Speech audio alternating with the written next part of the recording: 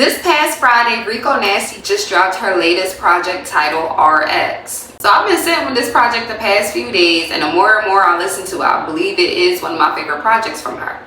One of my favorite things is that she's collaborating with Kenny Beats again. Now, y'all know, if you are a Rico Nasty fan and have been paying attention to her for some years, her and Kenny Beats, to me, are like butter and bread.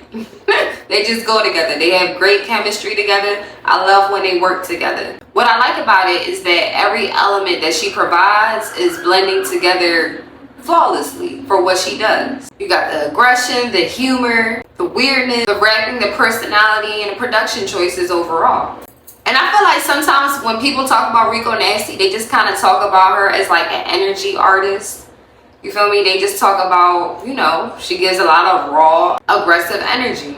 Or they'll just box her in as being an alternative rapper. But the thing is, like, she is way more skilled than that. She is a true artist. And I definitely recommend y'all to watch her Tiny Desk live performance. I think it was beautiful. And I know people could respect her artistry more if they just see her in that raw light of a Tiny Desk performance. And you know what's interesting to me? A lot of people, I know, because I've been paying attention to Rico for some years, I understand that she was inspired by Khalees partially as one of her inspirations.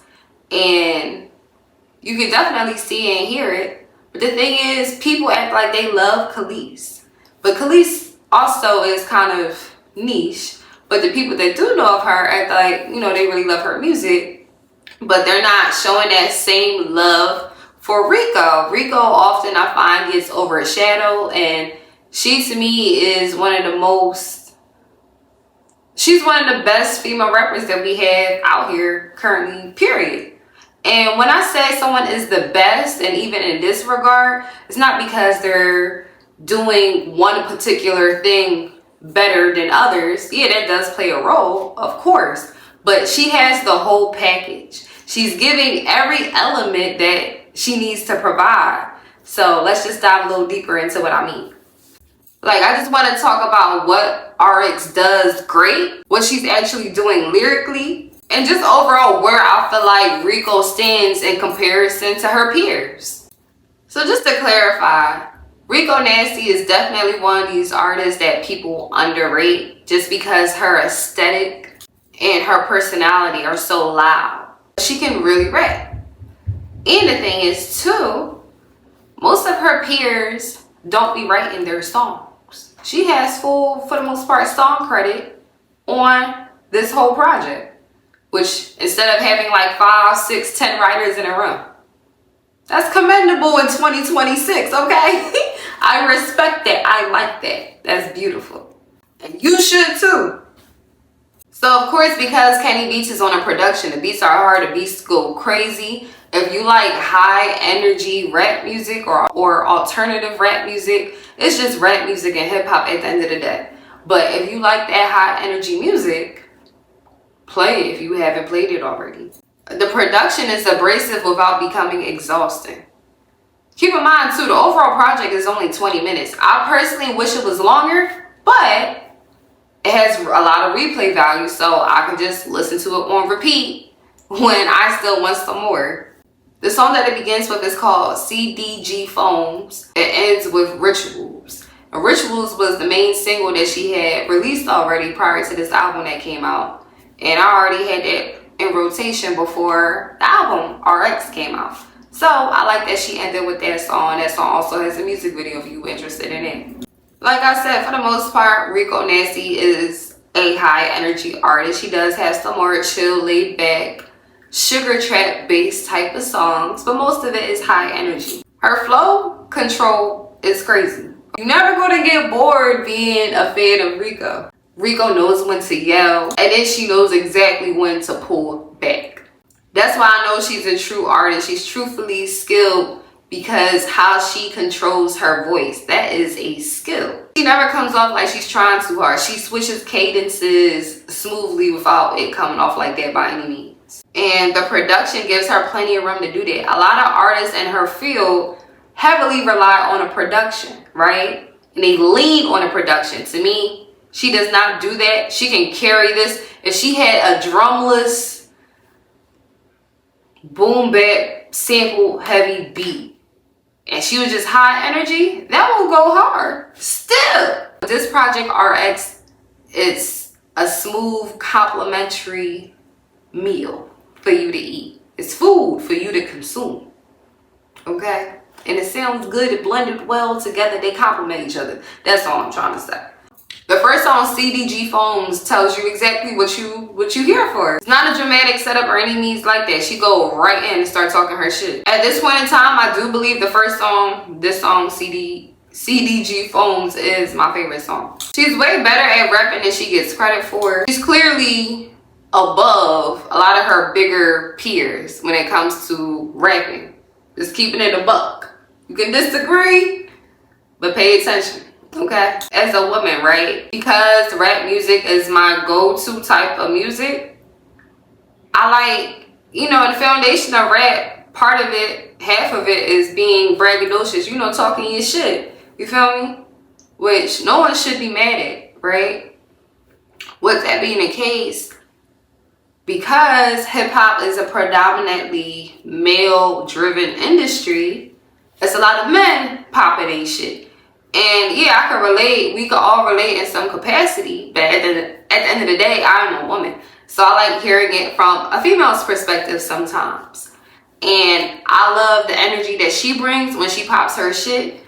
Most of what she conveys is relatable. I like that she doesn't lean on sex. Yeah, she has sexual references.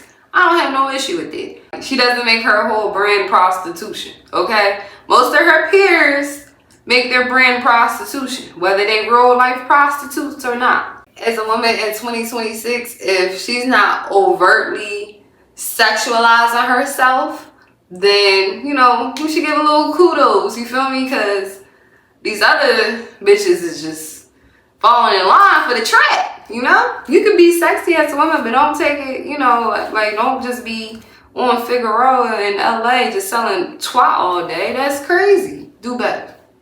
The length of her album works fine. Now, I personally I want like 60 minutes of time. But because Rico has the type of audience that she has, I understand why she made it 20 minutes. And at this point in time, I'm sure she's still growing a fan base. A lot of people, when they hear aggressive music in any capacity, any genre, it's a lot of time instantly overwhelming if they're not sonically used to all of that. Most people just be listening to R&B. At the end of the day, most people listen to R&B. The top biggest genre in the country is what? Is country music. Country music is very slow, and you feel me, just like R&B for the most part. So a lot of people, if they hear something with a lot of drums, a lot of 808s, and someone just yelling on the track, that'd be too much for them. So it's good that it's just 20 minutes, and if you fuck with it, you could just keep listening to it, you know, get her streams up, you know, because it's better to have, I feel like, 20 minutes of music than to have 60 minutes of music and then most of your fans are like, they don't even like, I don't know, a good 20 minutes out of that 60 minutes, you know? So she did everything that she was supposed to do. There's only one song on here that I just feel is like has to grow on me. It's not instantly my cup of tea, but everything else on here goes fire and, well, everything else on here goes hard, but the one song, like I said, that it's not necessarily my cup of tea 100%. I don't have no problem with it. It's not even skippable. I'm not even skipping it. You feel me? It's just sonically not my go-to. And I don't know if this is considered an album, just an EP, a mixtape, a project. I don't know. I never know these days. If y'all know, let me know. If that truthfully matters these days, let me know. Because as far as I'm concerned, it really doesn't. Maybe financially, just a little bit with the label and shit, but like, it's a project. It's a body of music, okay? To me, when her album ends, like, you still want more. Like, that's why you gotta just play it on repeat. As far as I'm concerned, that's a strength. And the thing is with Rico Nasty, experimentation is part of her identity. That's why that 20 minutes, like, she does different things on each song. For the most part, it's the same theme sonically across the board, but everything is different. Every song does not sound the same. The beat is different. It's going to keep you entertained. RX feels very comfortable. There's punk energy, there's trap energy, there's rage energy. Like I said, those beats are very hyperactive. The thing is, Rico has enough personality to make everything cohesive and work perfectly. The thing is, she knows how to work a chaotic beat. A lot of these new age artists that kind of are influenced by Rico, whether they know it or not in some capacity, they get swallowed up in the production. They don't cruise over it how she does and how it's intended to be. The crazier the production, the more comfortable she is. Trust. Kenny Beats understands the exact production that brings out what is needed from Rico every time. Like I was saying, if this is not your cup of tea, I still recommend that you listen to it. It might come off a little obnoxious to you. You feel me? Just all of that hard-hitting music, her voice, the production, everything.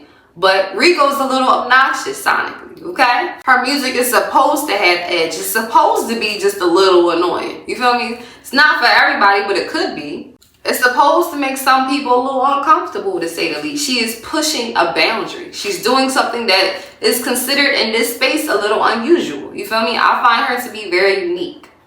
And that's why she has consistently been in my top 10 most listened to artists for like, I don't know, the past decade for the most part.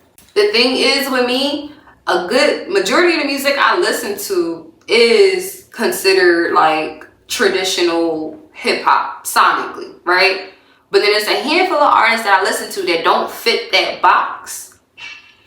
And she's one of those artists. You feel me? Just for me, personally. I wonder how many other people have that type of situation. And to me, a lot of artists choose to reinvent themselves every album or really try to challenge themselves to do something drastically different, which is fine, but it's not necessary. And she didn't necessarily do that with this project, which I like. She's already such a diverse type of artist that I feel like, I'm sure there's definitely subgenres that she has not done, but she already does multiple subgenres in every project. And it's satisfying. For the most part, she's simply just taking the qualities that we like about her and giving us what we want. And just tightening everything up with Kenny Beats Productions attached. Which is like classic Rico. I don't know how popular she is. I know she is considered a mainstream act for the most part, I believe. But then she's still kind of underground. Like, I don't know. It'd be hard to like measure where people at when the people around you don't even be listening to what you be listening to. So I don't know, okay? Overall, I really like RX. It's aggressive, it's fun, it's a little weird, it's violent, which I like. And most importantly, everything was intentional, as intended. Now, I feel like anytime anyone puts out and creates any art and serves it to the public, it's always intentional. You feel me? There's never any mistake, and if that quote-unquote mistake is there, it's intended to be there. You feel me?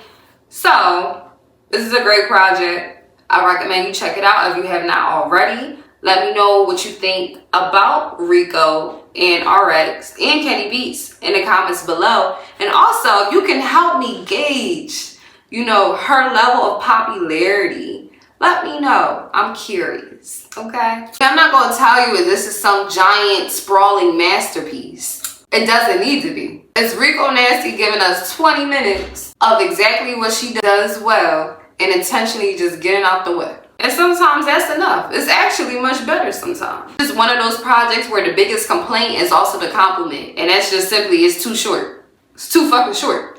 I want more, you feel me? So I don't know if she plans on dropping again in 2026 or this is all we're getting from her. But at the end of the day, it's good body work. I appreciate it. My name is Sana. If you don't know, now you know. Don't forget to like, comment, and subscribe. And stay tuned weekly. Put my notifications on. Bye, y'all.